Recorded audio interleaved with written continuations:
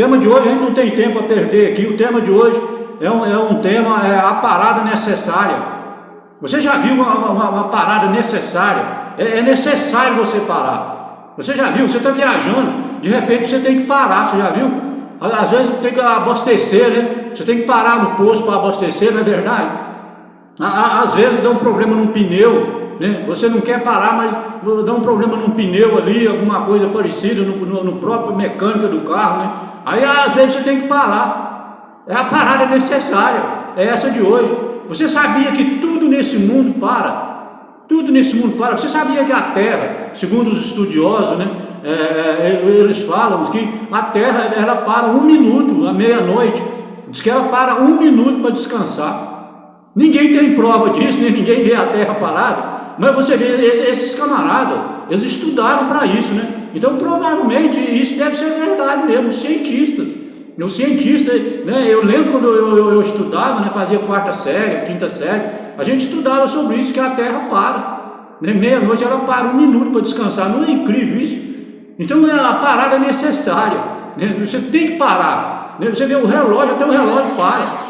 Tem gente que fala, não, é igual o relógio, não para não. O relógio para. Você já viu, ele descarrega a bateria, ele para. Você já viu, ele dá um defeito, às vezes ele quebra, ou qualquer coisa assim, ele para também, você tem que levar para consertar, não é verdade?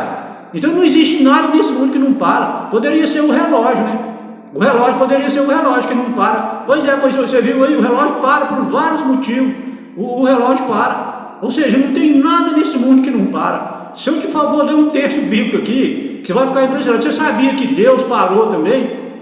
Você sabia que Deus parou para descansar? Agora é incrível isso aí, né? Porque o profeta Isaías diz que Deus não se cansa e nem se fadiga, e nem se cochila, não dorme, né? Deus. Mas Deus, quando estava criando lá na criação, se você ler o capítulo de Gênesis, a criação ali, principalmente, é o capítulo 1 e o capítulo 2 de Gênesis, né, que fala da criação, você vai perceber que Deus parou. Lá em Gênesis 2, versículo do 1 até o 3, especialmente o 2 e o 3, você vai ver que Deus parou para descansar.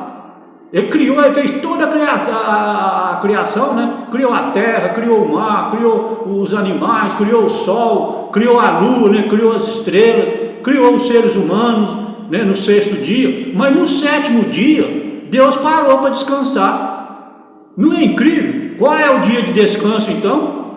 Qual é o dia de descanso, meu amigo? Olha eu encostando você na parede aí, ó. Você viu, Deus parou para descansar no 7º dia. Ele fez, né, no primeiro dia que é o domingo, a segunda-feira, né, a terça, quarta, quinta e a sexta-feira. Quando chegou, ele fez 6 dias. Quando chegou no 7º dia, ele fez 6 e falou assim, não, mas eu vou fazer mais um.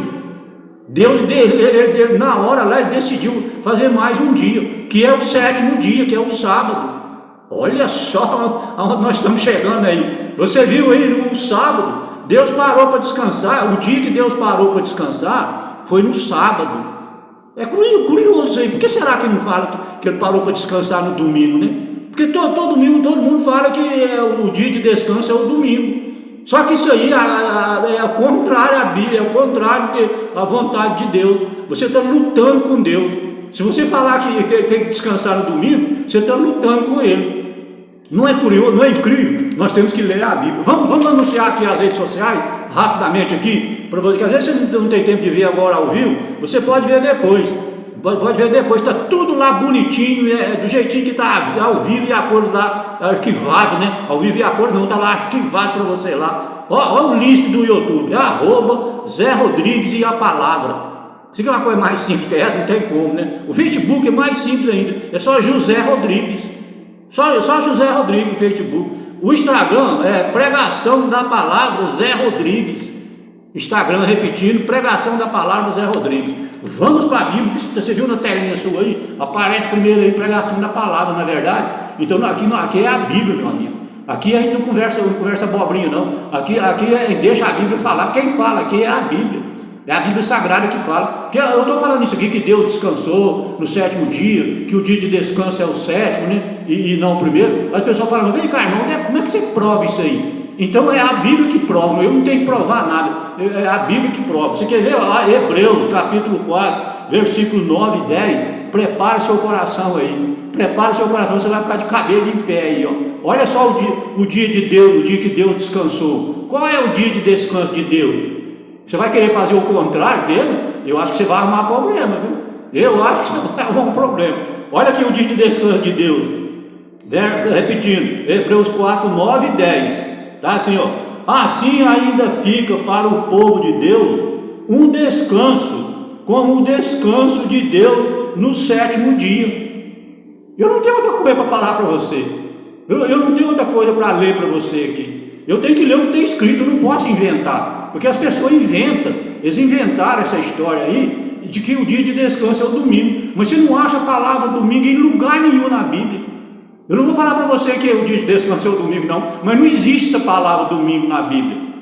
Não é incrível? Não é incrível? Você não fica curioso também com isso aí? Você viu aqui? O sétimo dia, Deus descansou no sétimo dia. Por isso que nós chamamos a igreja adventista do sétimo dia, porque nós somos seguidores de Deus, nós seguimos a Deus, nós não seguimos o diabo. Ou você segue a Deus, ou você segue Satanás. Eu já falei para você, só existe dois poderes antagônicos, ou você segue um ou você segue outro. Por isso que a igreja adventista fala, igreja adventista do sétimo dia, e ela no sétimo dia ela para, assim como Deus parou. Quem vai falar que nós estamos errados? Nós estamos seguindo a Deus, meu amigo. Agora, se você quer seguir outro poder, se você quer seguir uma outra coisa, nós não vamos forçar ninguém a seguir a Deus, não. Você segue a Deus se você quiser.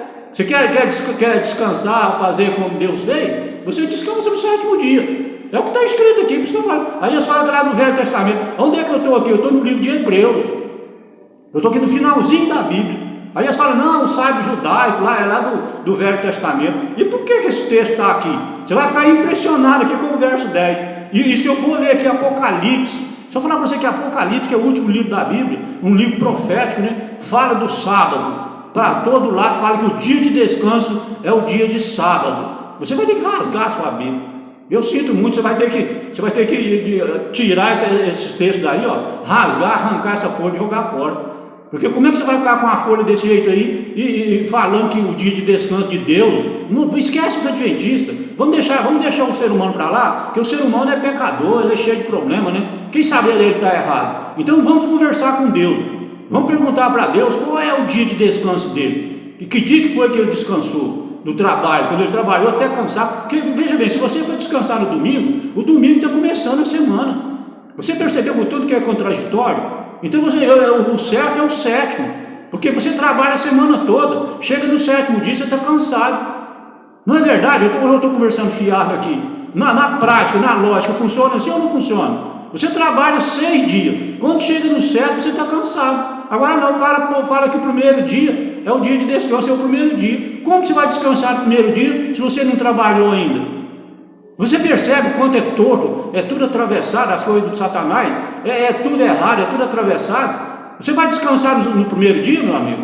Você não trabalhou ainda, você vai trabalhar ainda para você poder cansar. Aí quando chega no sétimo, eu vou repetir várias vezes, para as pessoas poderem ver se a ficha cai, para ver se a ficha cai, que a ficha não cai. A ficha não cai, você percebe aí a contraditória?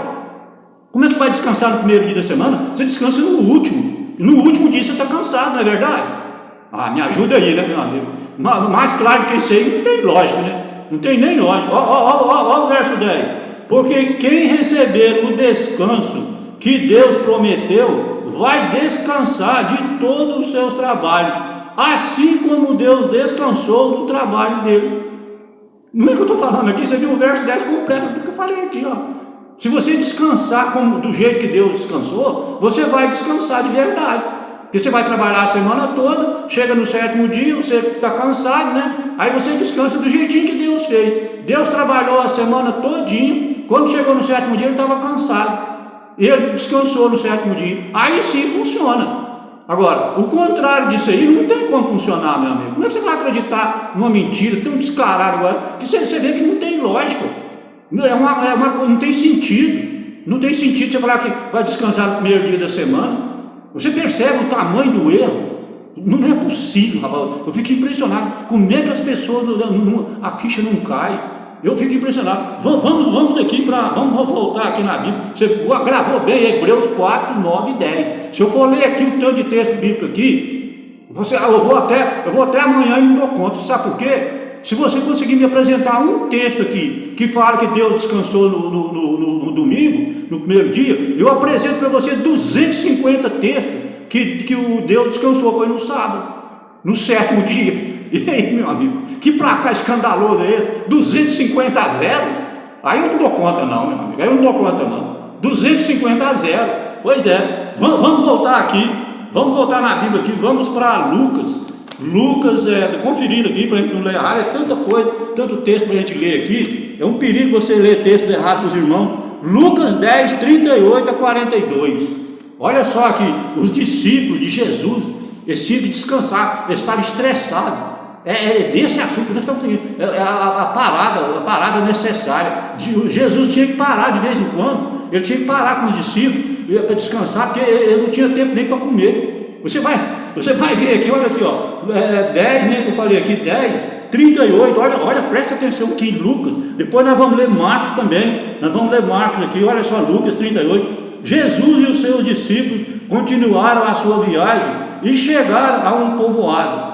Ali uma mulher chamada Marta recebeu na casa dela. Maria, a sua irmã, sentou-se aos pés do Senhor e ficou ouvindo o que ele ensinava. Você viu, ela parou, Marta parou aqui, ela parou e sentou nos pés de Jesus para ver os ensinamentos dele. Você viu a parada necessária aqui?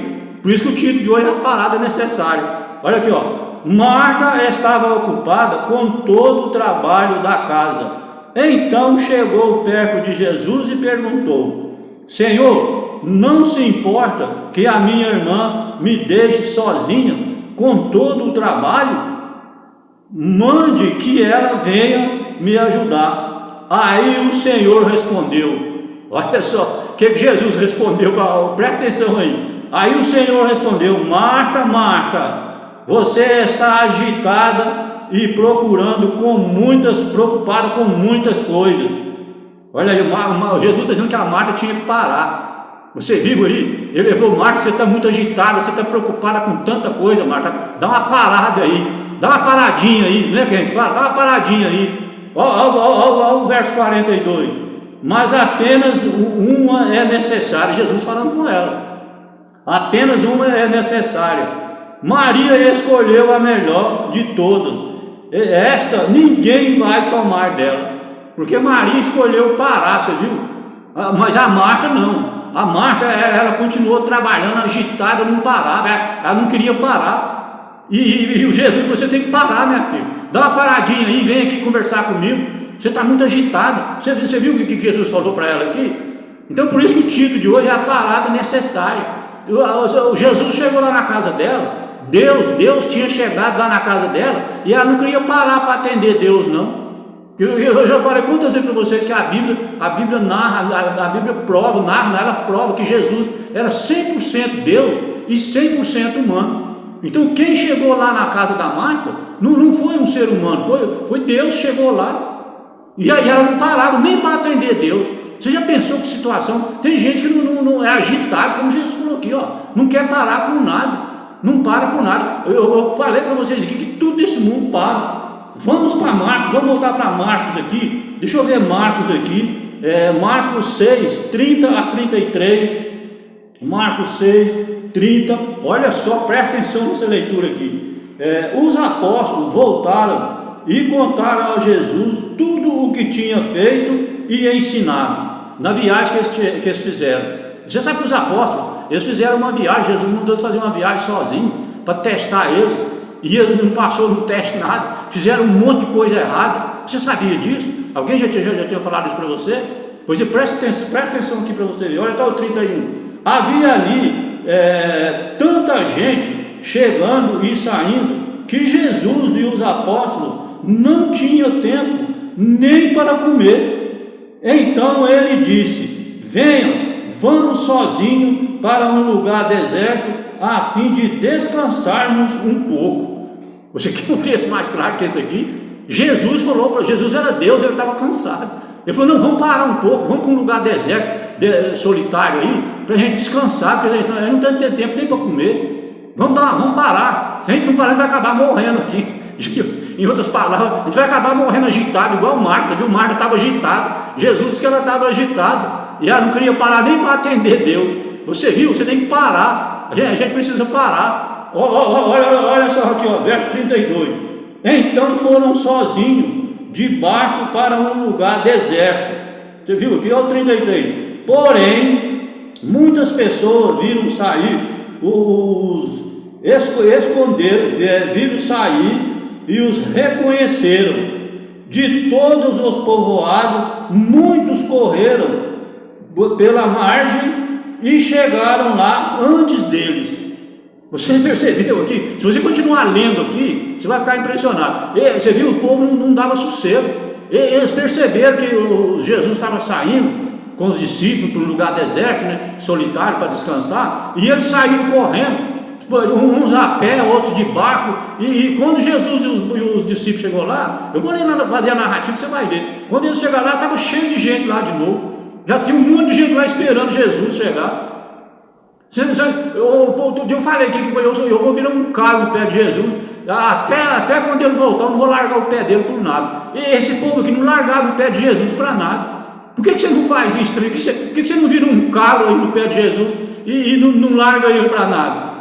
Você percebe? A gente tem que pegar no pé de Jesus e ficar atrás dele. Você viu o que eles faziam aqui? E Jesus ficava com dó deles, né? Porque eles perseveravam, eles não desistiam. Eles insistiam com Jesus, né? Jesus curava, Jesus alimentava, dava pão para eles, né? E fazia aquele monte de coisa. E eles atrás não desistiam, não. Não é incrível isso? Então hoje a gente não faz isso. Hoje ninguém corre atrás de Jesus, né? Ninguém fica atrás dele, colado no pé dele. A gente tem que colar no pé de Jesus. Não colar no pé do ser humano, porque o ser humano, cada um é pior do que o outro. Então a gente tem que colar no pé de Jesus. Vamos para a narrativa, que o nosso tempo já está, estamos com uns 23 minutos. Vamos para a narrativa, que tem coisa impressionante aqui, que eu preciso falar para vocês aqui. Olha só, voltando da viagem, Jesus disse, olha só, Jesus disse, vamos a um lugar deserto e repousai um pouco, porque não tinham tempo nem para comer, que eu acabei de ler Marcos 6,30. Você percebe aqui? Ele fala, os discípulos foram até Jesus e lhe contaram todas as coisas boas e ruins que haviam acontecido em sua viagem, em sua alegria, ao ver o resultado de seus trabalhos. Eles estavam alegres, os discípulos estavam alegres, eles pensavam que eles tinham feito um bom trabalho. Só que você vai ver aqui que eles erraram muito, cometeram muito erro. E Jesus falou, meu Deus do céu, esse camarada tem que aprender muito ainda. Eu tenho que ensinar muita coisa para eles. Eu vou ler aqui, eu vou ler o texto aqui. Aqui fala, ó, eles haviam cometido erros. Olha só, eles haviam cometido erros em sua primeira obra, como evangelista. Jesus percebeu que precisavam de muitas instruções. Você viu? Jesus falou, meu Deus do céu, não tem ninguém preparado. Eu tenho que ensinar muita coisa para esses camaradas, porque eles estão despreparados demais. Você viu aqui, tinha que dar muitas instruções. Viu também que, no entanto, onde estavam, não era possível ter sossego. Não tinham tempo para comer. Verso 30 e 31. Você viu? Então, aí fala, o povo se aglomerava em torno de Jesus, ansioso para ser curado e ouvir sua palavra. Parecia a fonte de todas as bênçãos. Mateus 7, verso 29. Porque Jesus, ele pregava com a autoridade dele mesmo. Por isso, você vê, eu prego aqui, mas com a autoridade de quem? A autoridade da Bíblia, né? Eu prego com a autoridade da Bíblia. E Jesus, ele pregava com a autoridade dele mesmo. Por isso eles ficavam com inveja, ficavam com raiva de Jesus. Eles ficavam virados, queriam matar Jesus, era por causa disso. Porque ele pregava com a autoridade dele mesmo. Que quem é o autor da Bíblia? É Jesus. O personagem central da Bíblia é Jesus. Então Jesus não precisa ler a Bíblia, não. Ele gostava de ler, inclusive, o profeta Isaías, ele gostava de ler o livro do profeta Isaías, mas Jesus não precisa disso não. Ele é o autor da Bíblia, ele é Deus, é o autor da Bíblia. Não é incrível? Não é incrível isso aí, ó? Cristo, porém, desejava encontrar um retiro, a fim de que pudesse estar com os discípulos, pois tinham muitas coisas para lhe dizer. Jesus queria ensinar para eles, trabalhar com eles, mas não tinha tempo, o povo não deixava. Você viu, eles foram sair para um lugar solitário, um lugar deserto, o povo só correndo na frente. Quando ele chegou lá, já estava cheio de gente lá de novo. Não é incrível? Eu gostaria muito de ter vivido essa época, rapaz. Você já pensou? É por isso que tinha tipo assim, uma loucura. Parecia era uma correria. Aonde Jesus chegava era uma correria terrível. Não é incrível isso aí? Esse é o nosso Senhor Jesus Cristo, que está vindo aí te buscar, viu? Ele está vindo buscar nós aí. É Senhor Jesus Cristo aqui, ó. Você não fica curioso com isso? Olha aí, ó. Os discípulos ficaram sozinhos por algum tempo, e muitas vezes preocupados quanto ao que haviam fazer. Tinham recebido bastante incentivo em sua obra, pois Cristo não enviara sem seu Espírito, e realizavam muitos milagres pela fé. Jesus mandou o Espírito Santo ir com eles. Esse Espírito aqui é o Espírito Santo. Se eu estiver pregando aqui sem a ajuda do Espírito Santo, eu não consigo fazer nada. Quem faz a obra, quem faz tudo, é o Espírito Santo. Ele que converte pessoas, ele que faz. Você viu o que o texto fala aqui? Então eu sou apenas um instrumento, eu sou uma ferramenta, eu sou um porta-voz, que estou transmitindo a palavra de Deus para você.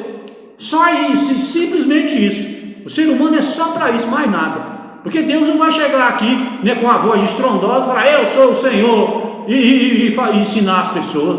As pessoas morrem todo mundo, desmaiam todo mundo de medo. Então por isso que ele coloca eu aqui, ó, né, porque eu não vou matar ninguém, né, minha voz não é estrondosa, você entendeu? Então é o ser humano de ser humano pregando. Mas quem dá o poder, quem faz a conversão, quem faz toda a obra, aliás, a obra não é minha, não, é uma obra de Deus.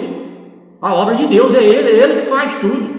É dele, o serviço é dele. Eu trabalho para ele, eu sou empregado dele.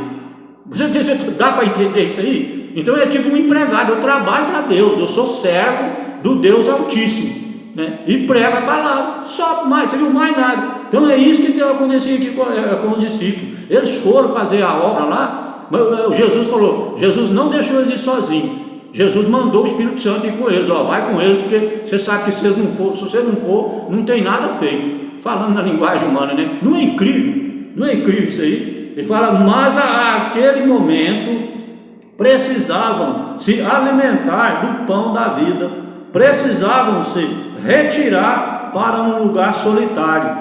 Descanso, parada necessária. Qual é o título daqui hoje?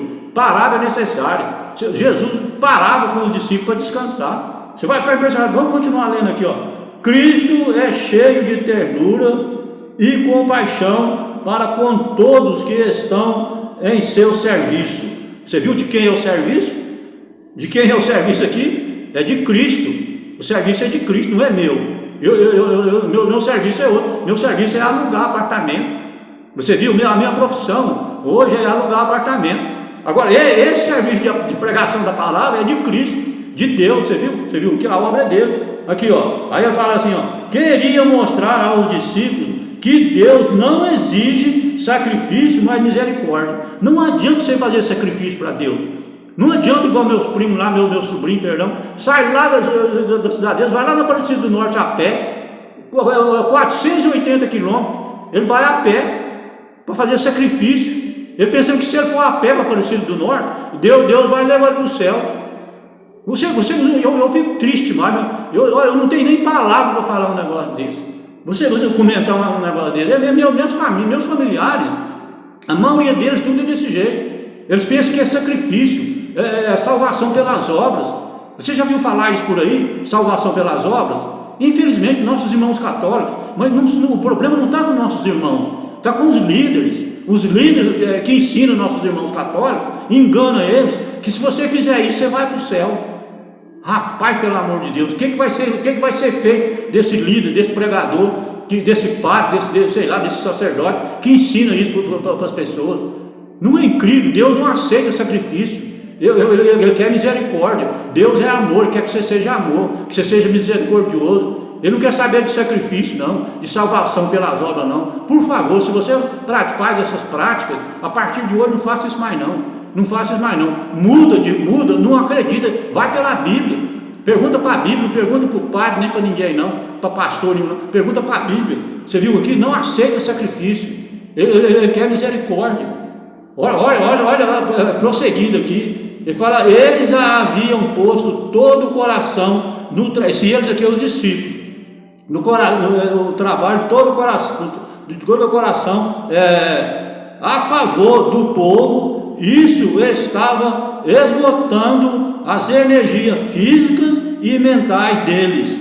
Precisavam descansar. Você viu aqui? Precisava parar. Por isso que eu falei o título aqui: parar é necessário. Eles precisavam descansar, precisavam parar. Tudo para, você viu? Tudo nesse mundo para. Os discípulos viram o êxito de seu trabalho, corriam o risco de atribuir a honra a si mesmos e nutrir o orgulho espiritual, caindo sob as tentações de Satanás. Você viu? Se você fizer isso, salvação pelas obras, você vai cair nas tentações de Satanás. E os discípulos corriam o risco de fazer isso. Eles pensavam que é eles que estavam fazendo a obra, é eles que estavam fazendo o trabalho, e não era. Você viu? Jesus falou: eu vou mandar o Espírito Santo com vocês.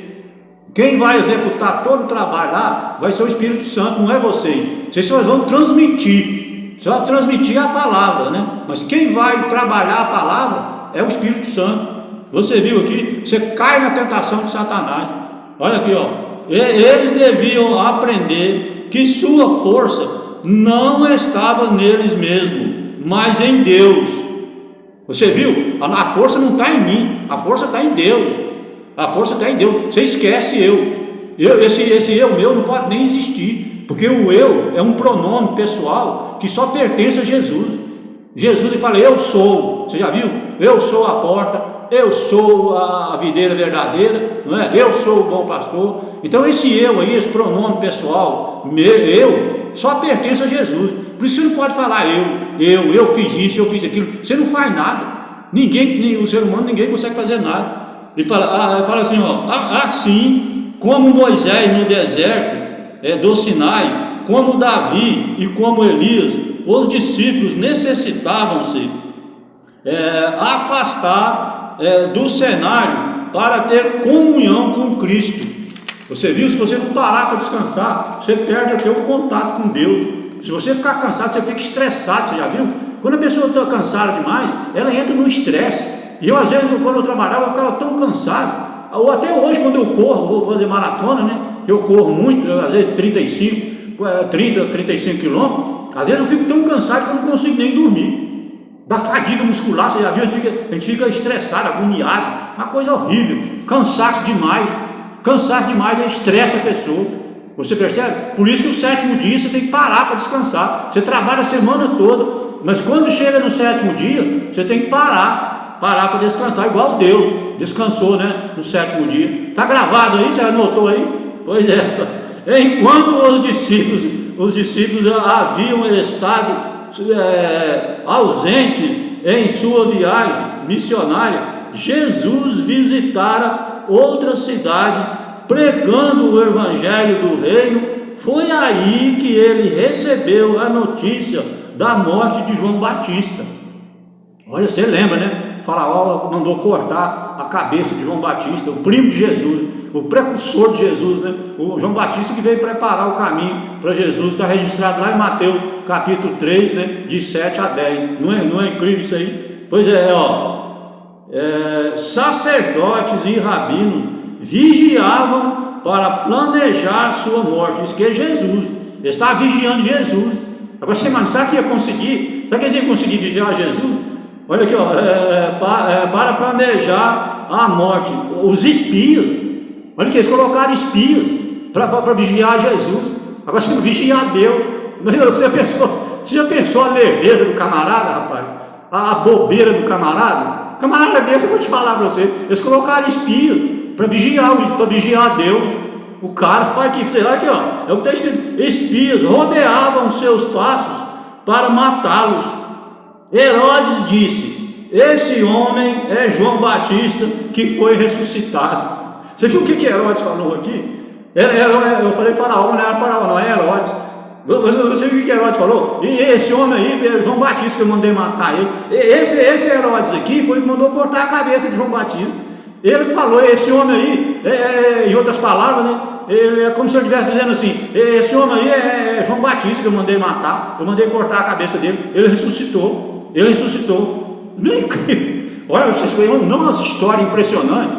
Olha só, prosseguindo aqui. Aproximava-se a hora de seu sofrimento e ele desejava se afastar por algum tempo da confusão da multidão. Eu falei para vocês que era uma confusão terrível. Era uma confusão terrível, um corre, e onde Jesus estava era aquele tumulto. Você viu aqui o resultado da multidão. Os discípulos de João haviam tido inveja de Cristo quando ele parecia estar atraindo a si os que seguiam a João, e haviam se ajuntado aos fariseus em acusá-lo. Vocês perceberam os discípulos de João com inveja de Jesus, que diz que Jesus estava tomando o povo de João Batista. Você viu aqui, agora até o primo de Jesus, rapaz, João Batista, né? O precursor de Jesus, tinha inveja, os discípulos dele tinham inveja de Jesus. Você viu aqui? E eles se juntaram aos pagãos para criticar Jesus, os discípulos de João Batista, porque João Batista tinha seus discípulos, né? Não era igual os de Jesus não, mas ele tinha, né? Você percebeu aqui? Então eles ficavam com inveja. Olha aqui, ó, eles tinham posto em dúvida a divinidade de Cristo por não haver libertado João Batista da prisão. Olha só que você viu aqui. Esse homem não é Deus nada, esse homem não está com nada não. Se ele fosse Deus mesmo, se ele fosse divino mesmo, ele tinha tirado o primo dele da cadeia. Se você veio lá em Lucas, por que Jesus não fez isso? É porque não dá tempo de eu ler aqui, ó. Nosso tempo é limitado, estamos com 38 minutos já, até esqueci de olhar para o relógio. 38 minutos já de pregação, passa rápido demais, é só 50 minutos. A gente não pode dar canseira nas pessoas, nos irmãos.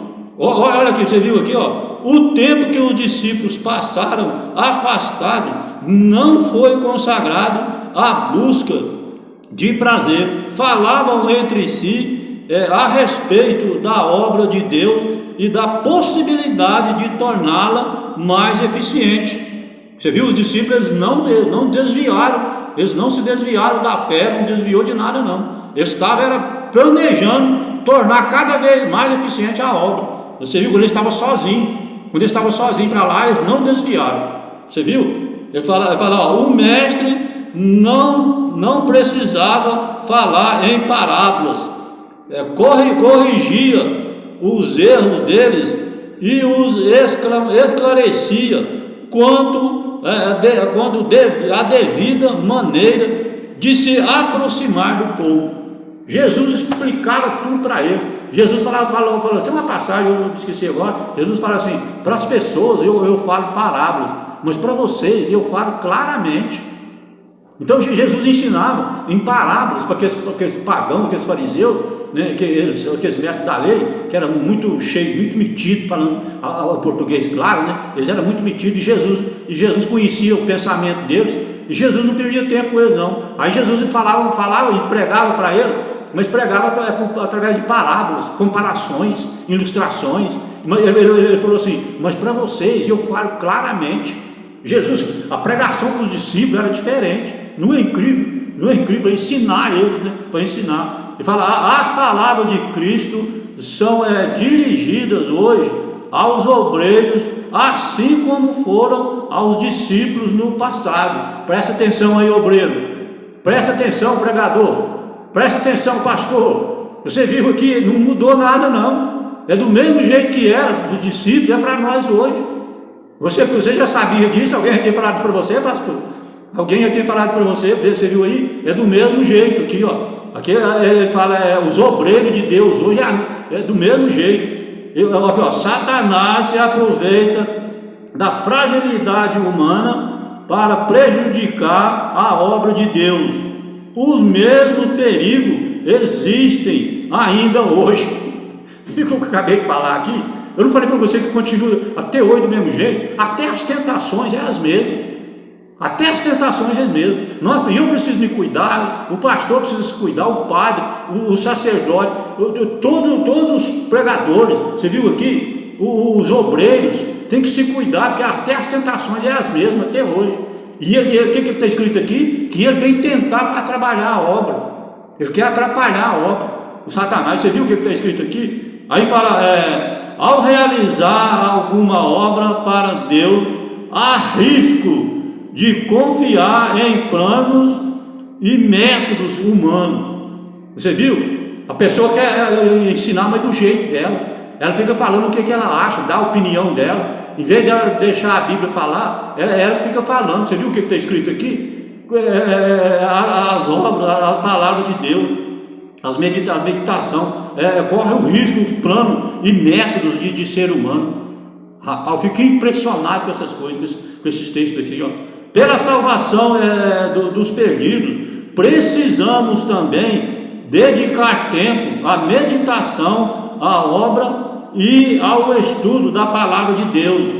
Para você ensinar, você tem que ensinar, que eu acabei de falar, com a palavra de Deus. Você tem que ensinar com a Bíblia Sagrada, não seus métodos humanos, seus méritos. Você tem que ensinar pelo mérito de Jesus, pelo mérito da Bíblia.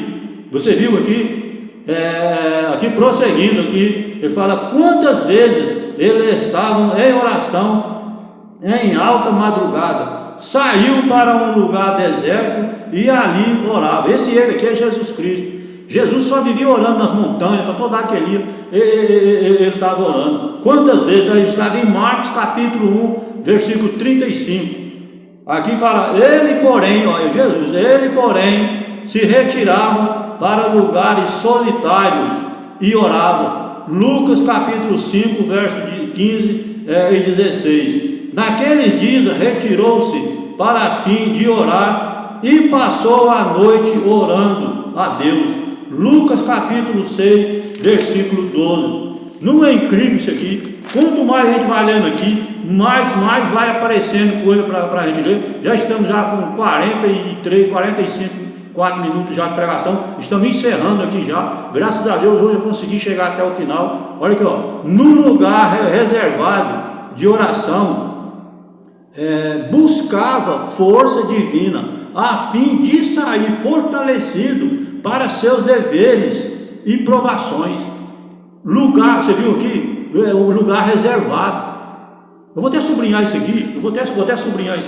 Olha só, eu esqueci de sublinhar. Lugar reservado.